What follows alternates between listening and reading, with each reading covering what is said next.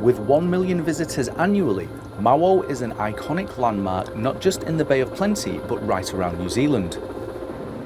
Locals and visitors alike traverse the 232-metre high mountain all year round. And it's the job of one person to ensure it's preserved for future generations to enjoy. Meet the Mauao Ranger. I come from a family of hunters and sort of people who are really engaged in the bush. So I wasn't really into hunting growing up myself, but had that sort of awareness of our natural environment. Went through college, not really on that track, but after college, a few years of work experience, I decided to follow the passion of conservation, and that sort of mainly started at Toiho Mai in Tauranga here. After study, I got my first sort of real taste of working, and I was really privileged the role I got. That was essentially working for a trust on Motuihi Island next to Waiheke Island. It's a predator-free island, so essentially I was living on the island doing pest plant control, the odd bit of monitoring for kiwis, and just really got that full circle of what it took, because living on the island, I'd do seed collecting, to nursery work, and then volunteer days, organising the volunteers to go out and either do pest plant work with me or planting days, things like that. It was while working on the island, Josh spotted the ad for the Mauao Ranger position. That showed me exactly what I was aiming for in my career. To be honest, when I saw it, I didn't think I was going to get the job, because it was the pinnacle of what I wanted, essentially. But I thought, got a bit of time here on the island, I'll write a really good CV and I'll really put myself out there for it. I must have interviewed really well, and yeah, here I am sitting with the coolest job. Classified as an historic reserve, Mauao is owned by 3 local iwi: Ngāti Rangi, Ngāti Pūkenga and Ngāti Ranginui. 3 iwi then formed what they call the Mauao Trust, which has 2 representatives from the 3 iwi, and their job is to set the governance of how the mountain is managed.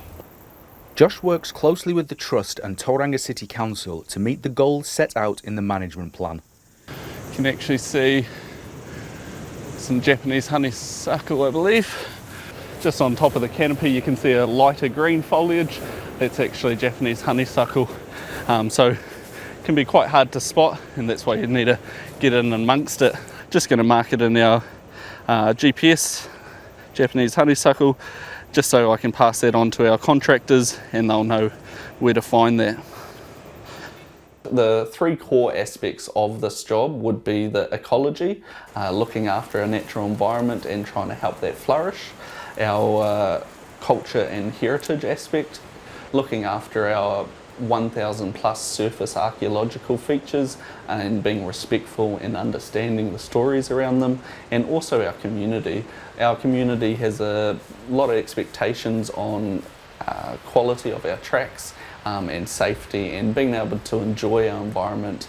So this is one of our main walking tracks going up to the Wakorere and the Oruahine track. So this is something that we definitely audit a lot. It's a surface that we don't want to go downhill. Some of the main things we'll look at are the swales. So this little formation here, essentially it's to divert water off, but it does fill up with aggregate quite quickly, so it's something that we need to keep clear all the time. Every 3 to 4 months we meet collectively on the management board, Ngā Poutere o Mauao, and at that point that is where I can deliver and talk on our progress in those management plans and where I'm at and what I've achieved over the last 3 months. We're on the sort of the southern east side of the Maunga. We're actually up on one of the archaeological features, this very flat terrace you can see just in front of you here. What we're doing is we're assessing our pest plants at the moment, which are looking really good. A real lack of pest plants, but as we can see, the kaikuia grass is actually starting to compete with our natives here. These natives are all pioneer species, so got things like karo and hebe, which grow really fast, and then in time they'll fall down and provide that sort of nourishment for that next generation. Part of the plan is how to maintain the mountain as visitor numbers increase. On average, for at least the last 5 to 6 years, 1 million people a year will visit the mountain, whether they're walking around the base track or to the top. So we monitor the gates. The gates have counters, and so it gives us an idea. But from a management perspective, I mean, that's wear and tear on the tracks and those sorts of issues as well, which is part of what the ranger has to consider in regards to how the mountain is used and when to bring aggregate in, when to repair. One issue early management plans didn't factor in was the ecological impact of the selfie. Everyone going their own way can create quite a bit of damage. We've seen this at the summit with one of these selfie spots. Just through an unofficial desire line walking track down to this rock, it created a massive erosion channel from thousands of people doing it, and that became such a risky situation that we essentially had to act on a health and safety basis, re-retain that, fill in this big erosion channel that had happened, and essentially put a barrier up for people to sort of indicate this is our limit and this is where we go to. Local pride in Mauao is so strong that the community often polices itself. There's many times where I've had a report of a dog going up Mauao, and I head up there just to sort of have a conversation with these people, and they're already on their way down because our community has informed them of that.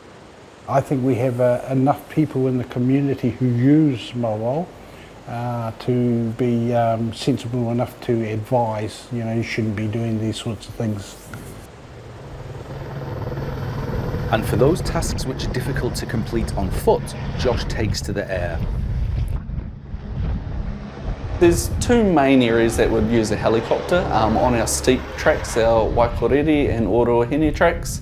When we're renewing those tracks from all the use, we can sort of put between 60 and 100 tonnes of aggregate back onto those tracks in a full renewal. So it's pretty back-breaking work if we were to do that by wheelbarrow. The other aspect would be our pest plant control. Most of this is done by hand, but for specific species that are really prevalent and really fast growing, it can be just more economical to do that via helicopter. As well as looking after Mauao, Josh keeps an eye on the other walking tracks around Tauranga. You've always got to be thinking about what's going to be needed next, thinking ahead years with regards to planting. When we do a planting, we've organised that a year in advance. We've got to get those plants brought and growing on at least a year before.